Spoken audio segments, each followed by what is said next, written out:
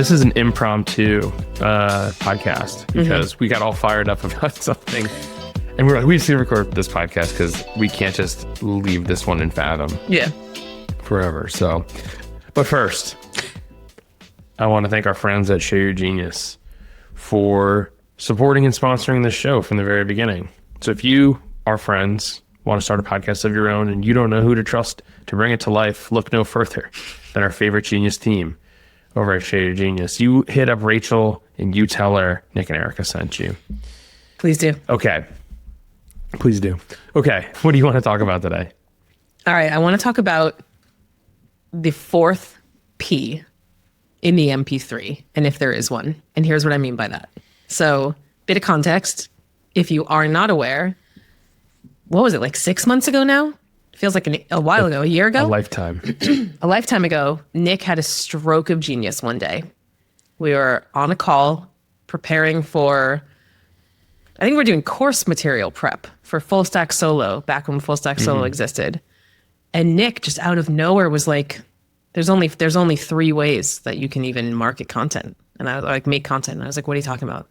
And you were just like, you can market the problem, you can market the process, or I think you called it the journey or something, and you can market the proof, something along those lines.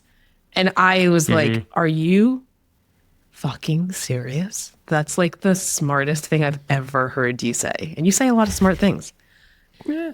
Debatable. So I took it and I ran with it. I didn't even tell you. I just ran with it, and I took the transcript to my best friend Claude and was like, I need a name for this. And I went back and forth forever, and we ended up with MP3. That's one of my favorite uses of AI, by the way, is naming shit, like naming frameworks, because I am terrible at that on my own. And hold on. I just as additional context, the next day, I saw you were like, hey, I wrote this LinkedIn post, and it was the MP3 framework. And I was like, oh, cool. It's a thing. Like, we never even talked about it, really. You were like, hey, I think this is a thing. Let's see. And it became a thing. People seem to really like it. And we called it a new lens on content marketing for solopreneurs and service-based businesses. Yep. And I think it has a decent amount of traction in that, like, the people who know it and understand it use it, and it seems to work pretty well for them. And it works for us. And it's what we teach to all of our clients. And just a quick context before we get into the fourth P, market the problem basically just means that you are known for a problem that you solve and that you can articulate it extremely well. And ideally, that's an elevated problem. And if you don't know what that means, go listen to our last podcast where we talk about elevating the problem. You market the process. So you share how you get things done for your clients. So how you actually go and execute solving said problem. And then market the proof means you can actually prove that the way that you execute said problem gets results. So those are the core 3 things that you need to do in your content as a service provider. MP3. But we also have several clients, and I would say I fall into this group as well, who are like, what about personal content? What about parasocial content? What about content that builds relationships with you as the person just outside of the core 3? Is that something that I should do? And where does that fit into the MP3? And so, my friends, that is what we're going to debate and talk about today. And I think that I have a really fun, Nick and I are fun when we talk about this. I'm fun when I talk about this just alone because Erica Fun Schneider. Erica Fun, jeez, that's a whole other story. I started as someone who was on a mission to build an audience, and now I've like pumped the brakes and reversed it. And I'm like, that was a bad idea. I don't care about audience building. I care about making more money. And I do not think more followers equals money at all. And we'll get into that. And Nick has never tried to build an audience. He never posts personal things. It's just not him. And he's always made a lot of money. So we come from 2 sides of the coin, except now we're both on the same side of the coin. And we have clients who also feel like they are more on one side of the coin. I don't know where I'm going with this, but the point is this. It's going to be a fun conversation. Let's get into it. Okay, let's back the clock up a bit. When we originally did MP3, we talked through this fourth thing, right? What we're going to call parasocial content from here on out. We talked about this, and I was like very adamant that no, do not include this. because parasocial content doesn't make you money. It's like problem, process, and proof content make you money. And that was the only thing I really cared about. I am the most anti-personal brand person that has probably ever walked the earth. I agree with you. With maybe some few exceptions. Like, I think building a personal brand is a colossal waste of time for a few very simple reasons. Building a personal brand turns you into the product.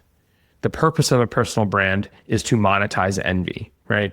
There's too much me. I've heard it referred to as the me disease, and it is because it is all about you, and it is not about the problem you solve or the thing that you, like how you do it, proof that you're good at it. Like, it's content for the sake of content. It's being known for the sake of being known. And that is something that we are very much not for. We are very against that, because we believe that you should have reputation. Your reputation is earned based on doing good work for good people. Okay. Now, with that said, I recognize that there's a lot of people that do create a bunch of parasocial content that also do all these other things. And it actually was our friend Devin Reed who sent us an email when we had first released the email series on MP3. And he was like this a lot, except for one thing. What about my content about being a dad and sneakers and basketball and my family and all this other stuff that I like to do? Where does that fit? And we were just like, we politely jammed it into process. And he was like, not really. And we just kind of like left it there. But as time has gone on, we realized that there is a place for the fourth P. And in my opinion, there's amount of distance that you have to go before I think it is worthwhile to introduce the parasocial content. And if you notice, there's a lot of people that do it that are already known for a problem. An example we were talking about was our friend Brendan Hufford. Brendan is known for solving the checkbox marketing problem. Brendan is problem first. He shares frameworks and processes all the time. He has an overwhelming amount of proof that what he does makes a difference for people. And then he layers in all of the parasocial stuff through that. But it's not at the expense of the primary three Ps. So that's a very simple, basic example. And then there are people who are only parasocial content and they struggle to cash in. And that's really where we got so fired up today, where we were like, okay, now this brings us to today, to right now. Yeah. So I do want to caveat slightly that Brendan has been posting and Devin have been posting on LinkedIn for, I don't know, at least 5 years, if not 10. I don't know. People have been posting on LinkedIn for 10 years. I think Devin started in like 2018. And I think that's when Dave Gerhardt and people like him started. The people who have like 100,000 followers and stuff there are people who get there purely by playing games and whatever. I could go on about that. But then there are people who genuinely just started a long time ago. And so they've been at it for a while and like slowly gained a lot of followers. Also, it was easier back then. My point is this. I actually don't know how Brendan and Devin started. Did they become known for a problem first, or did they do parasocial content first? I don't know, and I don't think it matters, because regardless of how you started, the second that you realize that you want to elevate a problem and become known for it, that is the moment that you need to prioritize the core three over parasocial content. So if you're thinking like, oh, but I've been doing parasocial content for years, are you telling me I just have to stop? No, keep doing it. Just do a lot less of it. Like, you need to shift your audience. And I am a good example of this. So 7 months ago, I decided I was going to stop doing so much parasocial content and lean into the core three, because I did an audit on myself when we realized MP3 was what we wanted to do and what worked. And I did like 80% process content. Like, most of my content was journey content, like building in public content, things about me and my business as I was evolving, which has a purpose. It does. People enjoy following characters. It's like the reason why you enjoy getting celebrity updates or watching like the Kardashians. It's just all process bullshit. It's like, what are they up to? You know? Well, you become a character in other people's lives exactly. in that way, which I think is not a bad thing. It's not. Like, it's just bad if you just don't need to do the parasocial stuff ad nauseum to do it. Yeah, but like, I realized that was my go-to. because it's where I'm most comfortable. I am like kind of an open book person anyway. If you're like, how are you? I'll probably tell you how I actually am instead of like lying. Do you know what I mean? You won't just lie and be like, good, and you? Yeah. So that's who I am. But that was not making me a lot of money. That was getting me a lot of followers and a lot of people who were interested in following Erica, the character, along her journey on LinkedIn. And I still want that in general, but at much lower of a dose, because all the people who follow along and say, wow, this is amazing, or it's so good to see you, or who DM you saying, hey, you haven't posted in a while, are you okay? Which I used to get a lot of those and now I don't anymore, which like I used to feel good about that. And now I'm like, oh, good. No one cares. This is good. Like, you know, like nobody cares about this. Yeah, like it just feels better. And what I am posting is now occasionally I still get like tons of impressions when I'm having fun and being sarcastic, which is something I will never stop doing. And that's a me thing. Like I make a lot of jokes, like Allen-Knuth does a lot of joke posts. I do some joke posts. Devin did a joke post yesterday. I thought it was hilarious. Did you see that one? No, I gotta go. It was like, I wish, you know that song, I wish I was a little bit taller. I did see that. I did see that. And he was like, I wish my back didn't hurt when I hold my toddler. yeah, I did see that. So stupid. So I call that like a sarcastic, stupid throwaway post. And it's just fun and funny and everyone has a laugh and who cares? I don't know if that's parasocial content or just like having a laugh content. I don't know what the hell that falls into. But that is certainly not in any of the core Ps. But it's fun. And my point is this. You can do all those things if you want, but when I stopped over-indexing on that and focused way more on the core 3, my month-over-month income has gone up by like 500%. So, well, because one is all about you and one is all about someone else. Mm-hmm. And I don't know, I'm so anti-personal brand that all the times I hear people like, just be authentic. Like, I think that's all such stupid bullshit. It's just I agree. Like that is kind of stupid. It's just like such a waste of time. And I'm not advocating for people to be something they're not. I'm just saying like, you are not required by any means or in any way to show up on the fucking business internet the same way that you show up in the kitchen with your family. You are absolutely not required. You are not required to do that in any way. And it is actually, like, in many ways, I find it very unproductive. I'll give you a super basic example. A lot of people take to LinkedIn to aerate their struggles, things that they're going through that are hard for them. And this isn't a judgment, but it's just an objective truth.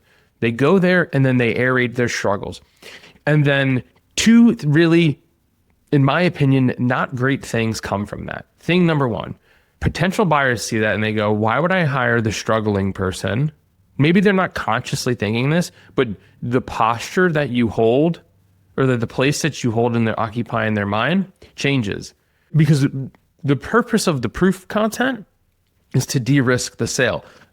Other people have gone through this before you, and I back up my claims. Well, I'm going to do what I say I'm going to do, and it works for other people, right? And when you say, if you aerate your grievances about how hard business is or why nothing's coming, whatever, it's like that rewires your perception in other people's minds. So that's thing one, which I don't think that's a good thing to do. I'm not saying don't talk to other people about it. I'm saying probably don't publish that to LinkedIn. The other thing is that what people don't realize they're doing is they're actually just marketing the problem that other people solve. So what they go, oh, I'm a solopreneur and I have all these issues in my business. And then solopreneurs flood to their posts and go, solidarity. I too have this problem. And then they go, LinkedIn sucks. I can't get any leads from LinkedIn. It's like, well, you're marketing solopreneurs' problems. And then this is the natural progression that most people take, is that they end up with an audience of solopreneurs, and then they shift what they're doing to build a community or some sort of thing for solopreneurs. And they're like, well, there's just a natural need for this. Well, this is not an accident. This isn't serendipity. This is actually you marketing their problem to them, making it obvious and visible the things that they're going through. And they go, do you have a solution? Because anyone who markets the problem must be the solution. Mm-hmm. It's so stupid.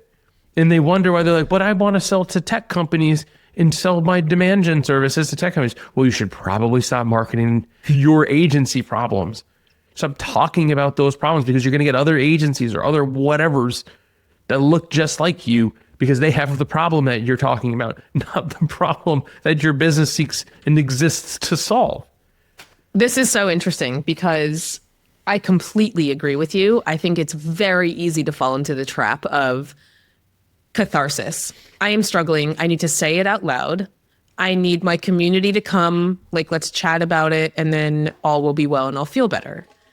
I think the better place to do that is in an actual community. Like, there are many that exist that you can find. And I highly recommend that you go find any community that exists where people share your problem so that you can talk about it more in a more private and productive setting.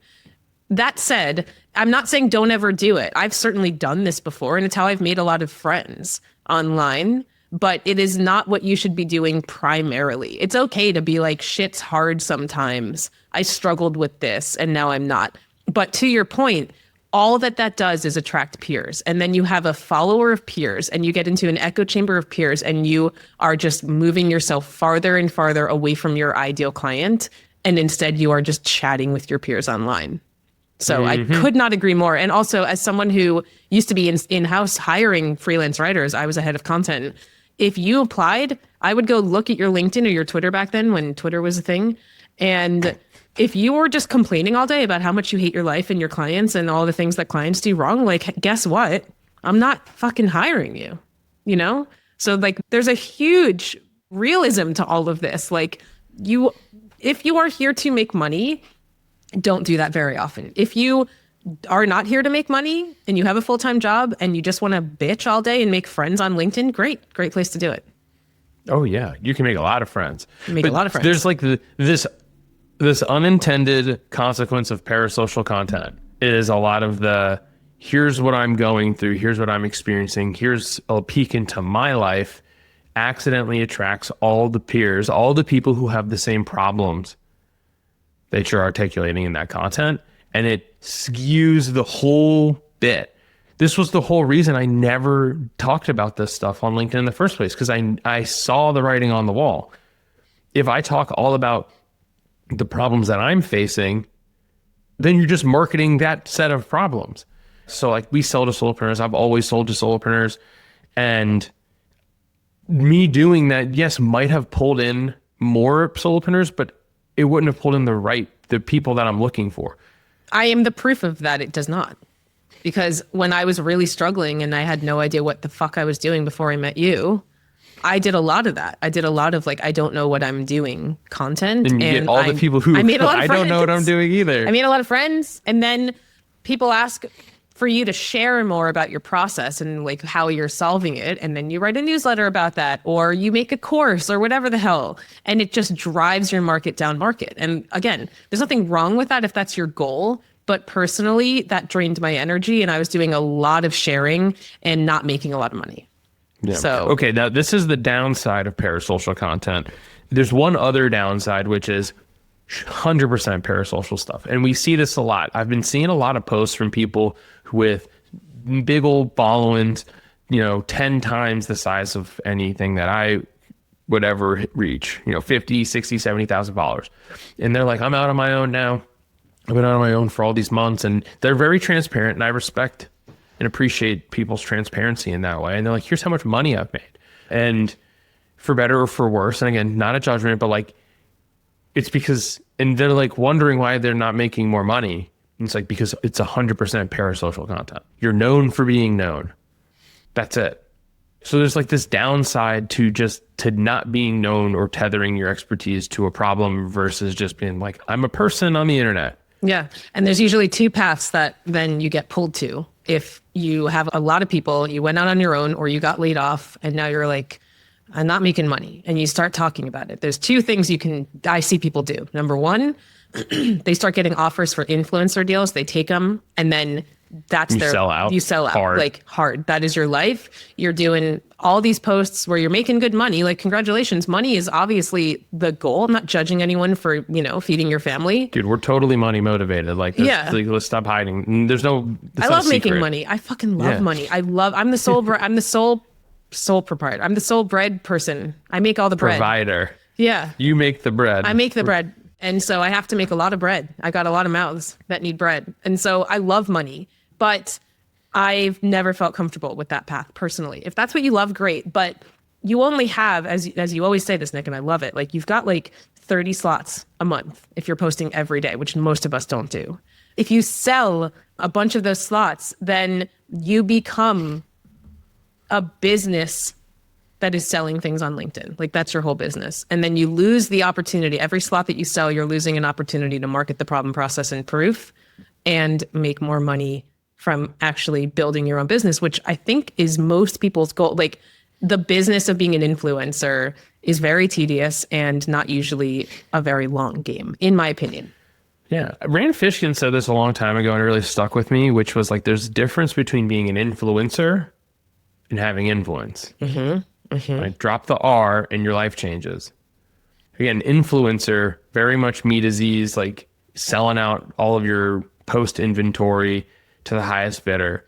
Having influence is being able to make problems highly visible to people and building your business. So anyway, I think that's like a downward spiral. There. Wait, there's one more quick one. There's one more. That's path one. Path two is you start talking about how you don't really know what you're doing. And then people are like, well, you might not know what you've done in your business, but you have managed to build an audience of 50,000 plus people. How'd you do that?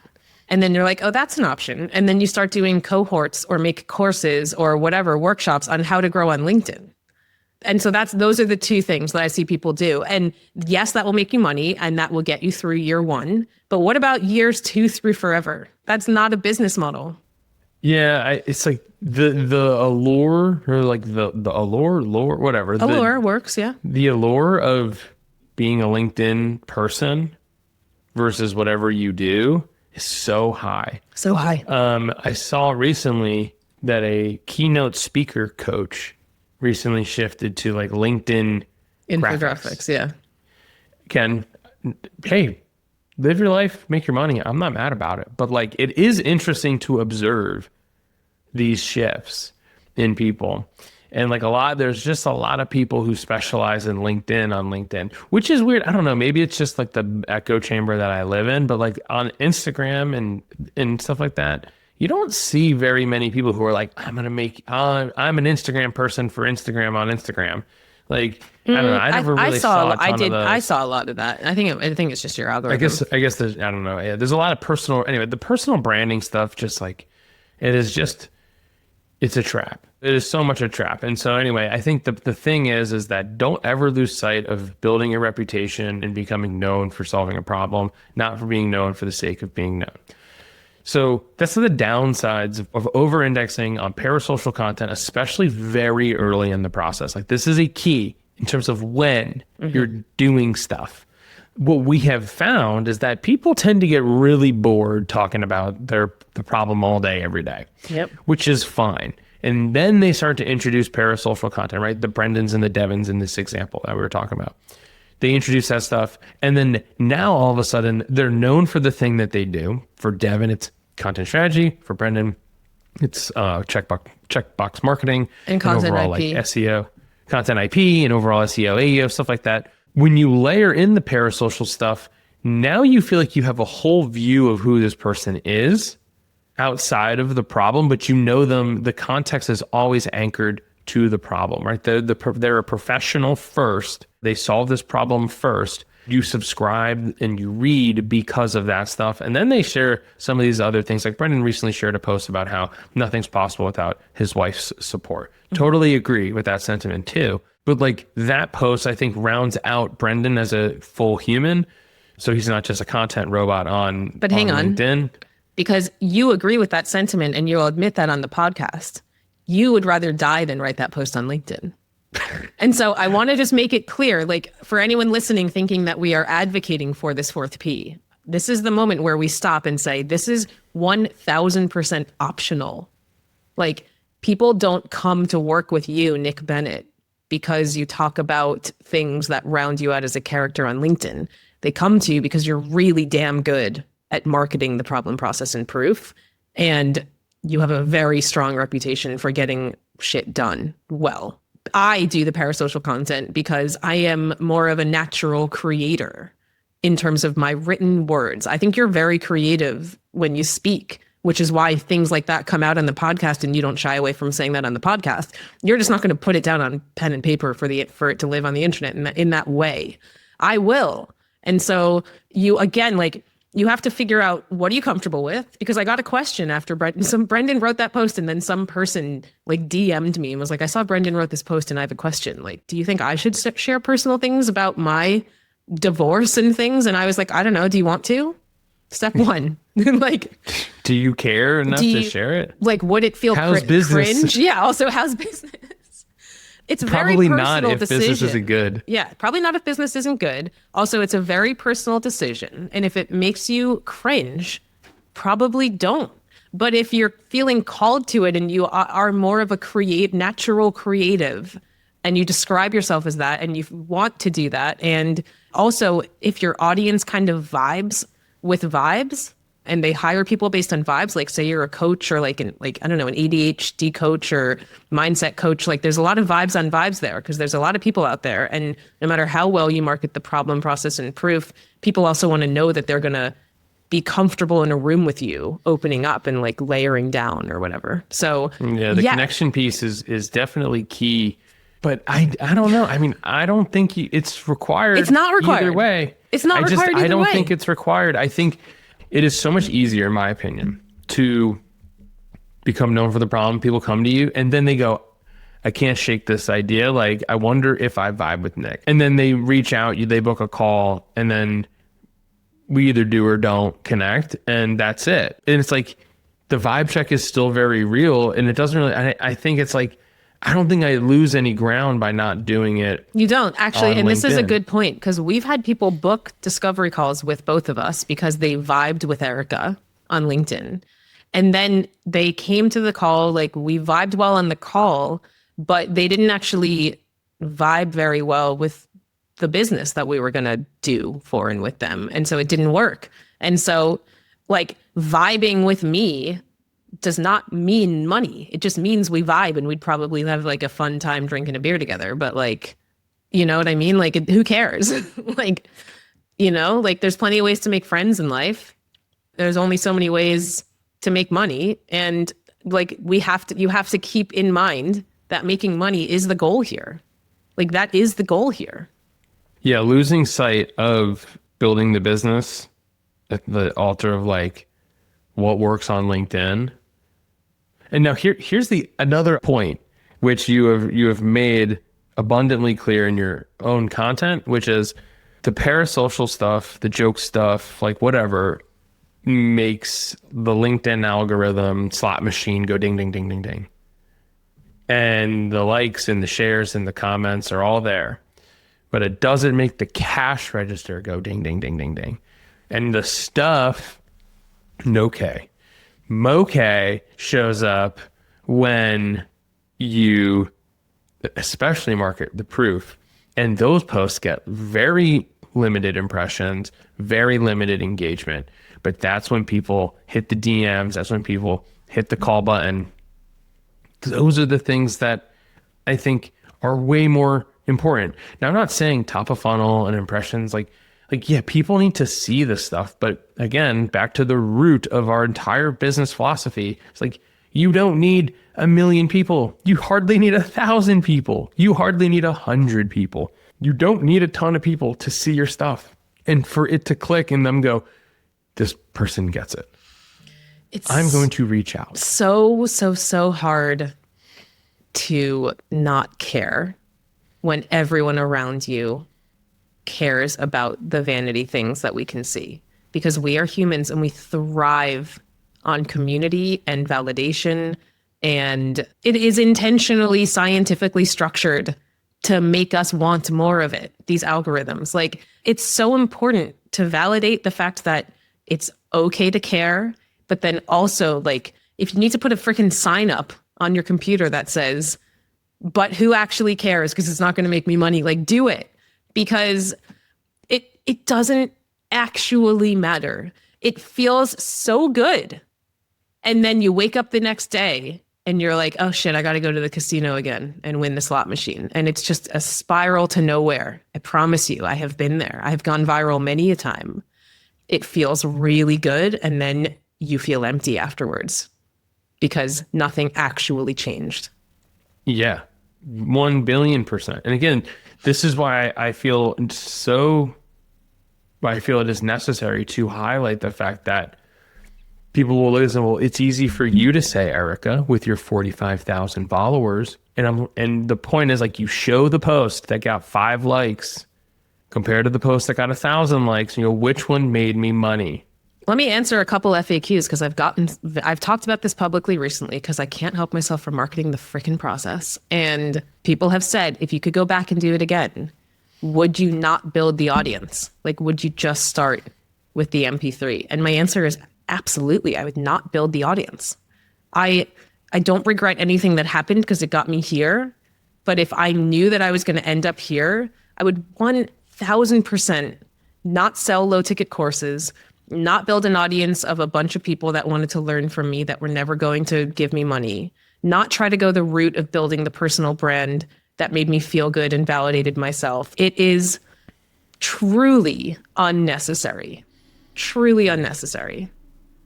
So that's my answer to that. It's a humbling to hear that, like, you know, the audience is not all it's cracked up to be. But I will say, the audience makes your life easier. Or here's a different lens on this. I have been hammering away at LinkedIn since like 2022. 2021-ish. Yeah, that's when I started too. You have 45,000 followers and I have 5. Yeah, because I did parasocial content. A lot of it. Yeah. So, like, do I have an audience, quote unquote? I mean, kind of, yeah, I think maybe, like, I don't know, people you have know. The right audience. Here's how I would describe it. You have the right audience. The people who follow you are very much your ICP. Exactly who I'm trying to talk to. The people who follow me is everybody. Anybody. And most of them are never going to give me money. And if they do, it's not going to be more than $50. You know, it is the wrong audience for the high ticket recurring revenue business that I am now in. So I am intentionally happy. Like, I am happy to get fewer likes and engagements. And I am happy if people want to hit unfollow and unsubscribe, because I am not for you anymore. And I'm not going to, like, kick you out. I still enjoy chatting with you and I appreciate the engagement, but, like, I am totally fine if it just isn't aligned anymore and you want to go somewhere else. Like, that's my point. Like, the number doesn't matter. Yeah.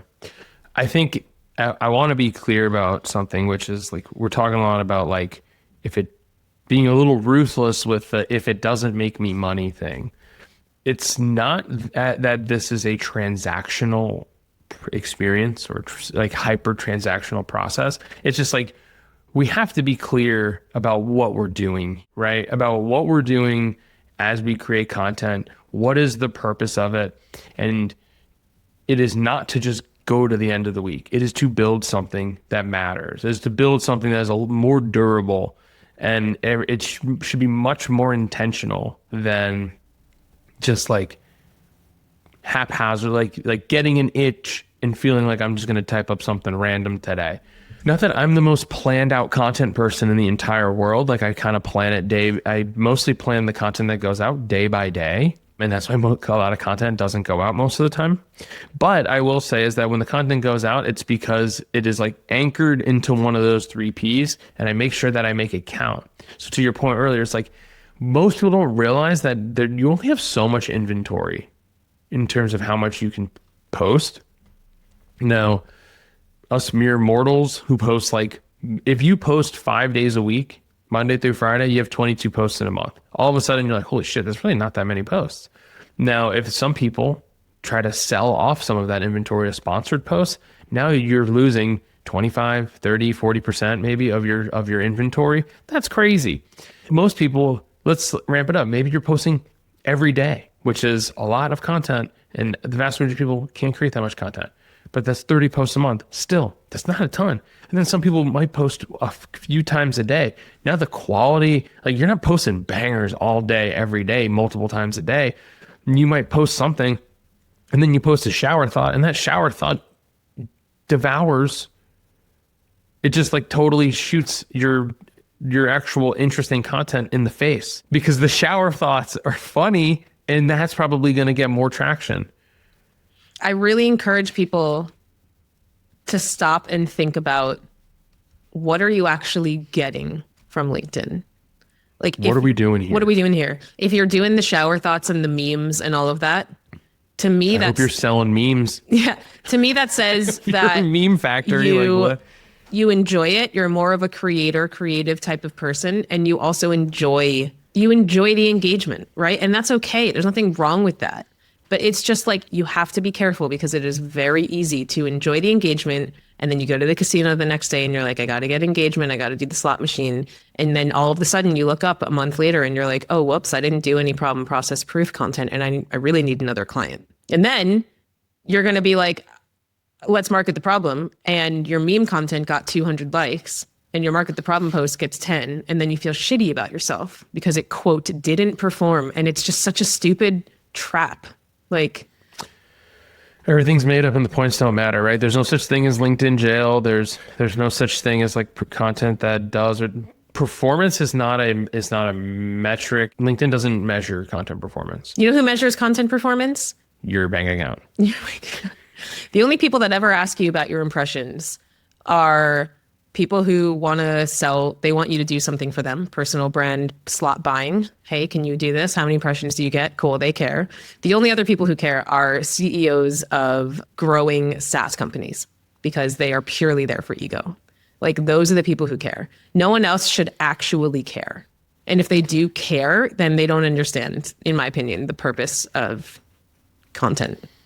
Yeah. Again, to anchor this into the business philosophy, is like, if you're selling tech and you need 1 billion users and you need all of the customers in the world and anyone could be a customer or whatever the hell you got going on, like if you're Calendly and everyone has a calendar, then yeah, like impressions may matter a little more than the micro agency or solopreneur that needs a few clients a month or a few a quarter, something like that.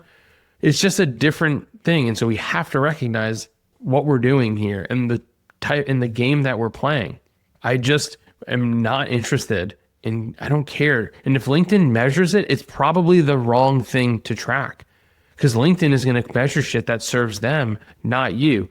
The only caveat I'll give to this, there's only one teeny tiny little caveat that I will give to this, which is LinkedIn recently rolled out, you can look at your post analytics individually and see how many saves a post got. And that, in my opinion, is a massive unlock in terms of mind share. So like the post I did the other day about elevate the problem got more saves than it did likes. Mm-hmm. It got like well over 100 something saves. It was like 150, 160 saves, but it only got like 100 likes, which is way more than anything I've ever. I have to caveat your caveat, which is why I knew Please this caveat it, but I knew this conversation was going to be fun. That one thing that matters. I think that there's a merit there when you're like, oh, people want to refer back to this, even if they never do. Like, it's like the whole, like, people hoard and collect Notion templates and also their bullshit, like all these prompts. People have a whole prompt library of hoarded bullshit that they never reference. But I do think there's an indicator there that's like, that's a signal to me that's like, this is the right direction if people are motivated to save it. Because I post a bunch of shit that no one saves. And so I think that there is merit to that particular thing in understanding, do people give a shit? Yes and no. The yes. Go on, please. The yes is that you only market the problem, process, and proof, and you only speak to your very ideal buyer with an elevated problem. So it is a fantastic signal for you if someone hits save, because it means that you have said something worth thinking hard about. I do not think saves in general equal merit, and this is good content, because a lot of people, like you said, save a lot of bullshit. And I would say some of my highest save posts are ones where I am teaching and, quote, giving everything away. And it's like 10 things that you need to remember, and you just bookmark it and you come back to it and come back to it and come back to it. And it is down market, and no one's actually ever going to give me money for it. It's like bookmarking a template. So if you are following the MP3 like you do and you get a lot of saves, that is a very good signal for you. So again, like, I don't think it's a universal good signal. I think it's a good signal for you and potentially the wrong signal for the wrong kind of content. This is very fair. So I didn't consider this. Well, that's why we make such a fun team. Okay. All right. So sometimes saves could be good and sometimes saves could be not good. You heard it here first. So back to the subject at hand, which is parasocial content. When to introduce it, at what point does it round out the strategy, right? Is it MP3 or is it MP4? And my opinion is that it's MP3 always. It's almost never MP4. I hate calling it MP3 plus one. I don't want to call it that. But I do think that there is a place for parasocial content, but it is not. It is like, it should be a total bonus if you're feeling it.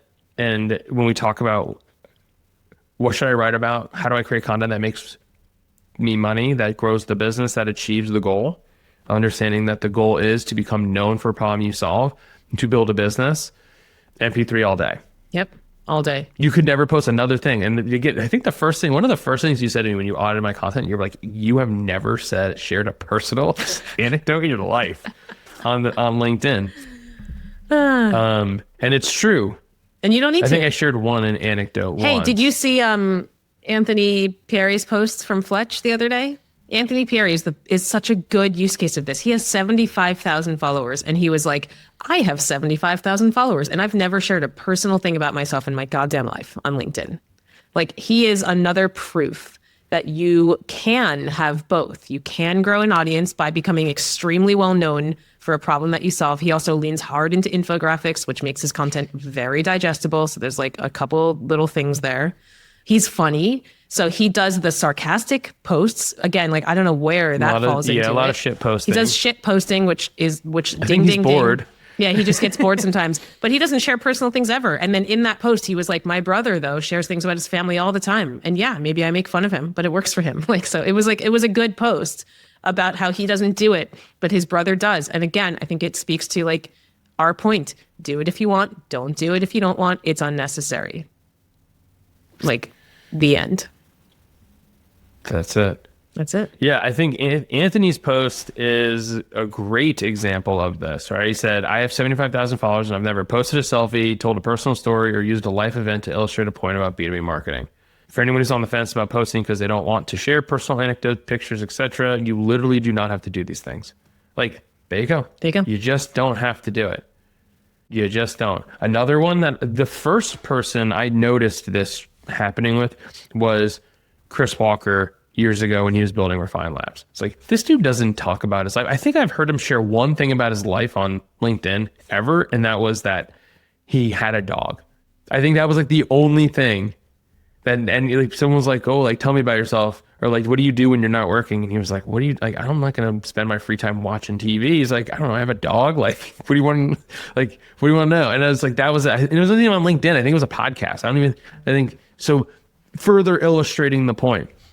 And I was like, oh, you literally don't have to be this fake caricature of a person or make everything about you in order to do this. And I was like, if Chris Walker can scale his agency to $20 million, like, I think I can probably do okay.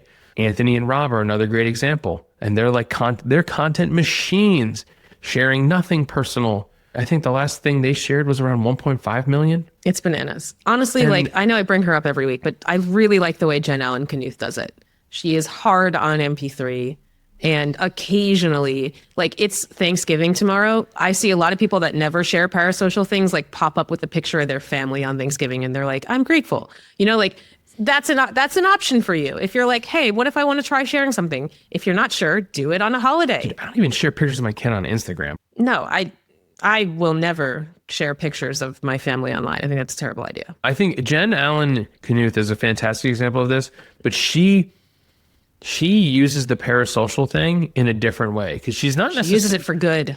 She saves dogs. She saves dogs. So that's what I'm saying. good. But she uses it. All right, here's an interesting lens on Parasocial that I think. So some people take it, and this isn't a knock on anybody, but they'll be like, oh, I have a hobby.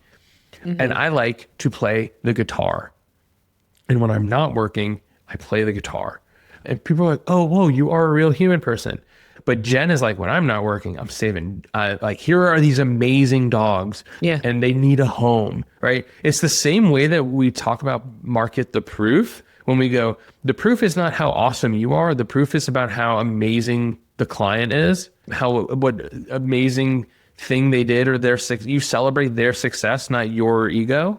And so she's doing the same thing. She's not celebrating or sharing like, I'm a mom and I do all this stuff, or I got these, I think she's stepkids and all this stuff. And she shares like a little bit of that stuff, but mostly it's about celebrating their milestones and their greatness. She has a unique ability to be humble that a lot of people just struggle. She is like, for me, the chef's kiss example of how to do it. Yeah. So she's also hilarious. She's so funny. One of my favorite. She's like my favorite person to follow online. She's just too funny.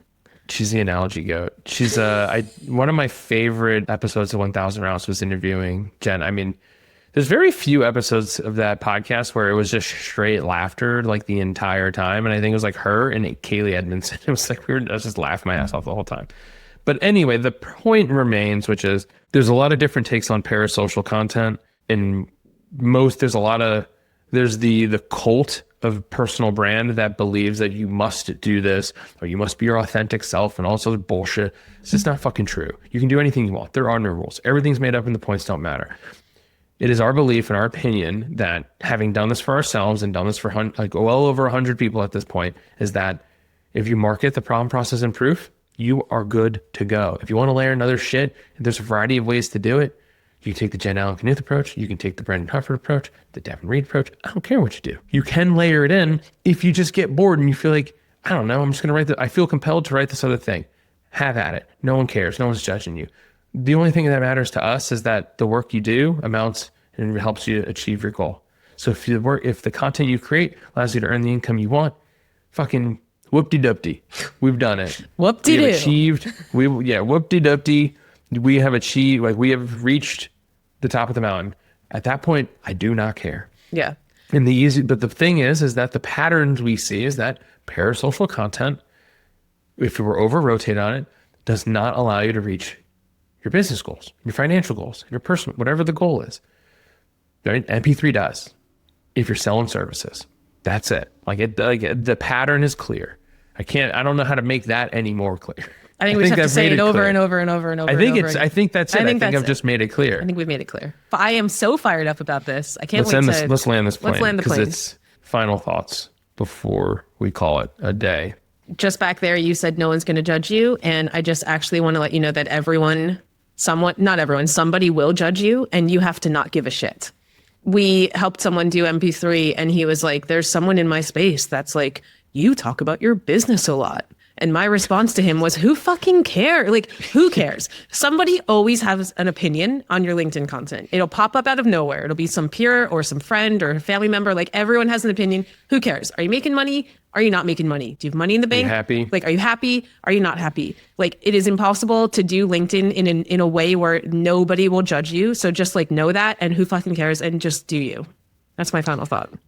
All right, my final thought is gonna play off of this one, off of your final thought then, which is, I heard this from Alex Hormozy a long time ago. I don't care what people think of him, good or bad or indifferent, but he said something that was really interesting, and it really made me think. And he goes, no one who's doing better than me in business or in life, whatever, however you try to do it, more successful, people who are doing better than me never talk shit to me or about me.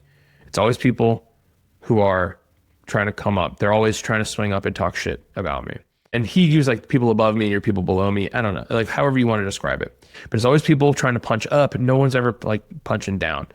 And I thought that was really interesting. So it's like the people who judge you are generally people who are trying to figure out whatever this shit, like they're too occupied on the wrong things. Mm-hmm. So well, you post about your business too often. I feel like I don't give I don't give Why a do fuck you what care? you think. Why is that something that you thought and then came out of your mouth? Like what? Yeah, it's just, this was something that I had to learn to let go of, which is to not give a fuck what other people think. Right. And it was not easy. I cared. For some reason, cared deeply what other people think about me. And I have been reprogramming that to not give a fuck. And it has been one of the most freeing things I've ever done. And it changes your entire experience, especially on the internet and trying to market and build a business, which is when someone goes, you post about your business a lot. I'd be like, okay, whatever. Yeah. Great. Good. Cool. Like, or it's like, oh, you post about your life a lot. You post a lot of selfies. Whatever. Who cares? I don't really care. So again, it's like, will people judge you? People who are maybe envy you or who are jealous of your situation, people who have too much anxiety or scarcity in their own life, or maybe they have guilt, or maybe they want to do it and they're not, and they won't admit that there's something going on and they're displacing that onto you for whatever reason. So don't give a fuck.